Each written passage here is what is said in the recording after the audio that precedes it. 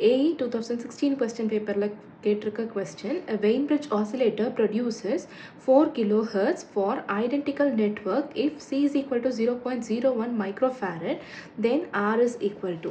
So நமக்கு oscillator type வந்து கொடுத்துருக்காங்க Wien bridge oscillator and எவ்வளோ frequency ப்ரொடியூஸ் பண்ணி கொடுக்குது அப்படின்னா 4 kilohertz identical network அப்படின்னு கொடுத்துருக்காங்க with capacitance value of 0.01 microfarad.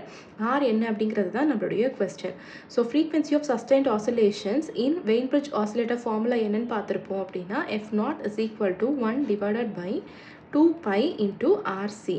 So இதில் நமக்கு F0 வேல்யூ கொடுத்துருக்காங்க, C வேல்யூ கொடுத்துருக்காங்க, இந்த R வேல்யூ தான் நம்ம கண்டுபிடிக்க வேண்டியது. So R is equal to 1 by 2 pi F into C அப்படின்னு நம்ம ரீப்ளேஸ் பண்ணிக்கலாம். ஸோ இதில் கொடுத்துருக்க பேராமீட்டர்ஸ் எல்லாத்தையும் ரீப்ளேஸ் பண்ணோம் அப்படின்னா 1 divided by 2 pi into F value நமக்கு 4 kilohertz அப்படின்னு கொடுத்துருக்காங்க.